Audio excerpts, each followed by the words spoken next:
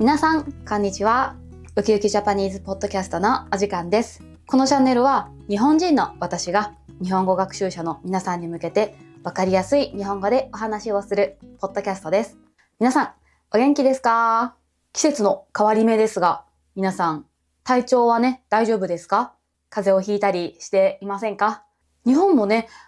台風が来て、で、結構最近は雨が降ったりとかして、ち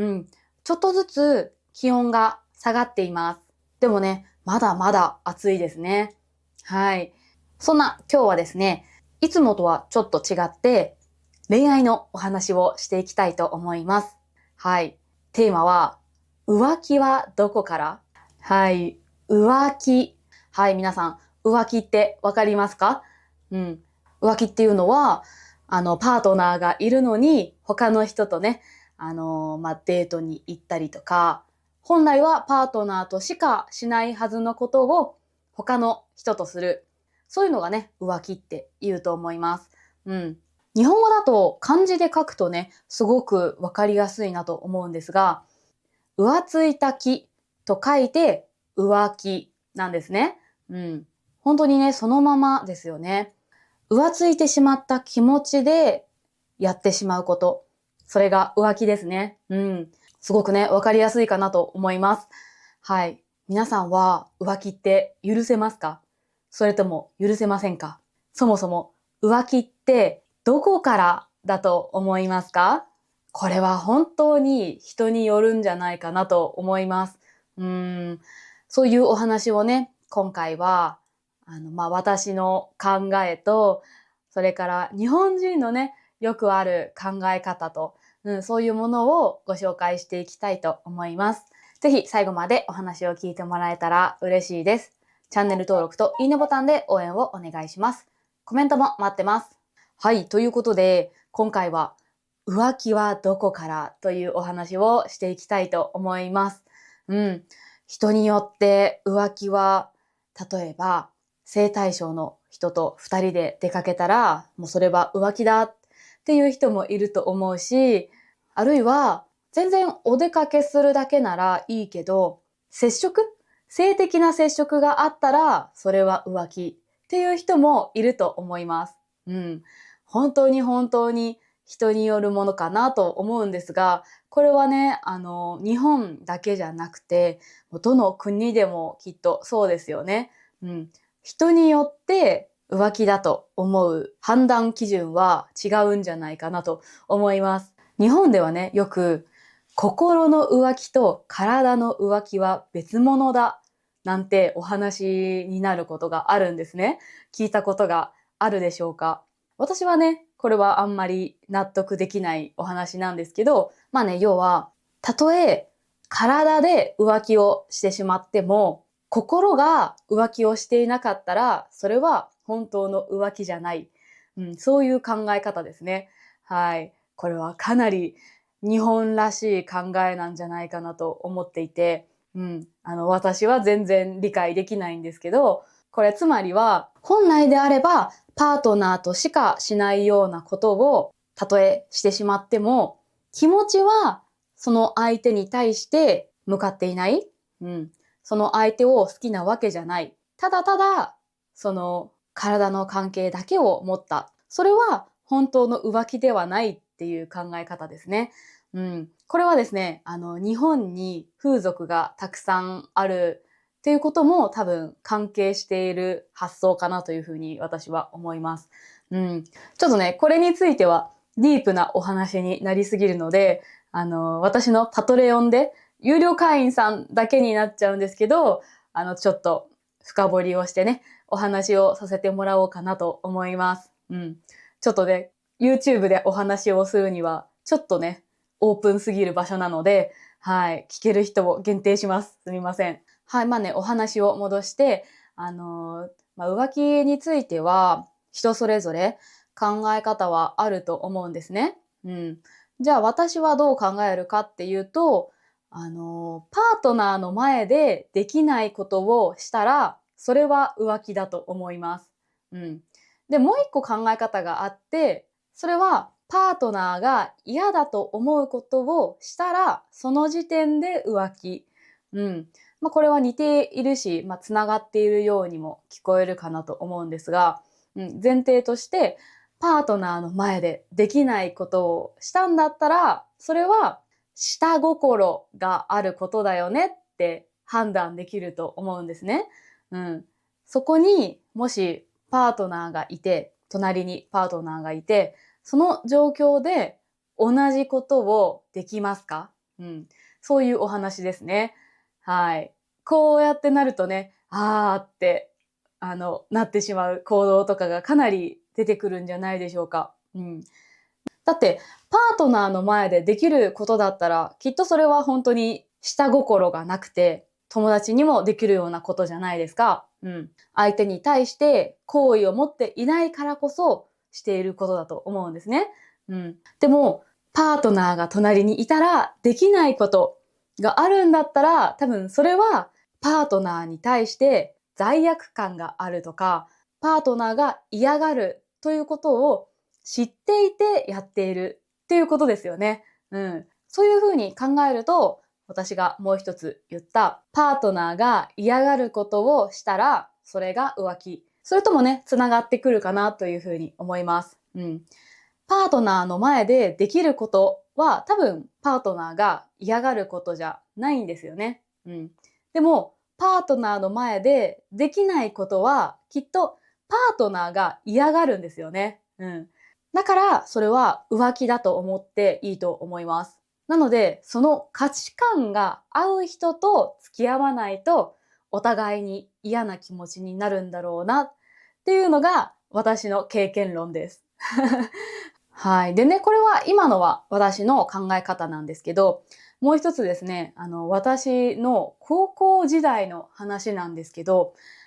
仲がいい男友達がいて、その男友達が私にね、恋愛観を話してくれたことがあったんですよ。そう。で、その彼が私にね、言ったことがあって、それは、パートナーっていうのは、絶対的に味方になってくれる存在でないと意味がない。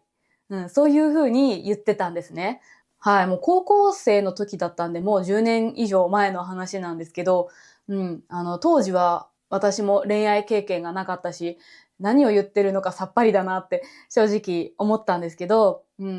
今ね、年を取ってみて、ようやくその言っている意味がわかるというか、本当にそうなっていないカップルは破局してるんですよね。そうじゃないカップルがみんな破局をしたりとか、離婚をしたりとか、そういうことをしているなって私はすごく感じました。このね、パートナーになる人は絶対的に味方になってくれる人じゃなきゃいけないっていうのは、つまり、喧嘩をしちゃいけないっていう意味じゃないんですね。意見の対立があっちゃいけないとか、価値観が同じじゃなきゃいけないとか、そういう意味で言っていたわけじゃないんだと思います。多分、その友達が言いたかったことっていうのは、相手のことを大切だと思うんだったら、しないって選択肢が出てくることってあるよね。それを相手のためにしないのか、自分のためにするのか、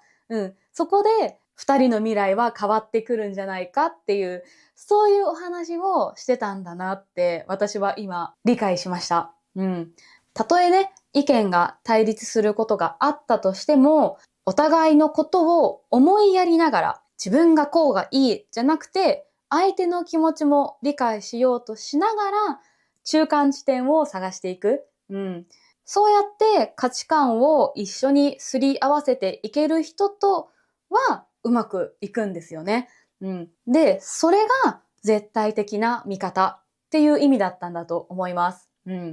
つまり、相手にしてもらいたいことと、相手にしてあげたいこと、この二つのギャップが大きいほど、お付き合いっていうのは続けていけないものなんだなっていうふうに思うんですよ。これは浮気の話もそうで、相手が嫌だと思うことをいかにしないであげられるか、あるいは相手が嫌だということをいかに自分がしたくて仕方がないか、その中間地点でお互いが納得できるならうまくいくと思うんですね。だって相手が嫌がることじゃないんだったら、それは自分がしても浮気だと思われないっていうことなんですよね。だったら、その価値観が合っている。その状況で初めて浮気のない健全な関係性が築けるんだと思うんです。反対に、例えば自分がしたことをパートナーが嫌がったとして、それをね、どうしても自分がやめたくない。これは浮気じゃないよって言い続ける。でも相手はそれが嫌だ。それは自分にとっては浮気だって言ってたら、もうそこで噛み合ってないんですよね。そういう関係はやっぱりうまくいかないんだなっていうふうに私は思いました。そこでどれだけお互いのことを考えられるか、相手がしたいと思っている気持ち、してほしくないと思っている気持ち、それをお互いにいかに自分のためじゃなくて相手のために合わせられるか、それがすごく大切なんだろうなって私は思いました。例えばね、男女のカップルがいたとして、彼女の方が彼氏にバーは行ってほしくない。あなたはバーに行ってお酒を飲んで女の子と話すのが楽しいのかもしれないけど、私はそれが嫌だって言ったとしますね。でも彼氏は、いやいや別に女の子と話してるだけだし、別にお酒を飲みながら女の子と手をつないで遊ぶのは、その時だけの楽しみ方だから、浮気じゃないよ。本気で好きなのは君だけなんだから、気にしなくて大丈夫だよ。そんな風に言ったとしますよね。これってつまり、お互いがやってほしくないこととやりたいことが噛み合ってないんですよね。彼女は彼氏に他の女の子とお酒を飲んでほしくない。他の女の子と手をつないでほしくない。そういうふうに思ってるのに、彼氏はどうしても他の女の子とお酒を飲んで手をつなぎたいんですよね。でもそれは気持ちが入ってないから浮気じゃないって言ってるんですよね。もしかしたらこれは女の子によっては、まあそうだね、わかったって言ってくれる人もいると思います。でも、この彼女は彼氏が自分がやりたいことを優先しているって感じているし、男の子とも手をつないで遊ぶのって言ったら多分しないですよね。男友達としないようなことを他の女の人としてほしくない。そういうふうに言っているっていうことですよね。その感覚が多分この二人は違うんですよね。はい。どこから下心だと考えるか、っていうのがお互いに違うから、やっぱりこのカップルはうまくいかなくなっちゃうんだなって私は思います。私は、相手の嫌がることをするとか、パートナーの隣でできないことをするっていうことを浮気だと思っているので、私にとってはこれは浮気です。なぜなら私はこういうことをする彼氏が嫌だから。でも、いやいや、それは気にしすぎだよって思う女の子もいると思います。そしたら、その子にとっては多分この彼は浮気をしてないですよね。だからやっぱり浮気のボーダーっていうのは人それぞれ違います。だからこそカップルそれぞれに違う色があって違う形の付き合い方があるんだなって思います。私はね、これをされたら嫌だっていう相手の気持ちを大切にしたいと思えるくらい好きな人と付き合いたいと思っています。相手にもそういうふうに私の嫌だっていう気持ちを尊重してやらないとかやるとかそういうふうに動いてくれる人と出会いたいと思っています。皆さんはどうでしょうか？今のパートナーとうまくいってますか？うまくいってるんだったらその秘訣とか教えてほしいです。あるいはね、浮気をされたことがあるっていう人もいると思います。多分ね、すごく深い傷を負ってしまってると思うんですが、例えば立ち直る時の秘訣とか、浮気をしない人の選び方とか、そういうのをね、もしよかったら教えてください。はい。すごく気になります。はい。ということで、今日は浮気はどこからっていうお話をしました。ちょっとね、うまくまとまらなかったんですけど、私が言いたいことがね、伝わっていたら嬉しいです。人それぞれ浮気っていうレベルは違うから、今回のお話で気分をね、悪くしないでくださいね、皆さん。自分にとってベストのパートナーをぜひ探してくださいというところです。はい。ということで、今日の動画は以上です。最後まで見てくれてありがとうございました。こういう動画がいいなと思ってくれた人は、いいねボタンとチャンネル登録で応援をお願いします。コメントも待ってます。それではまた別の動画でお会いしましょう。またねー。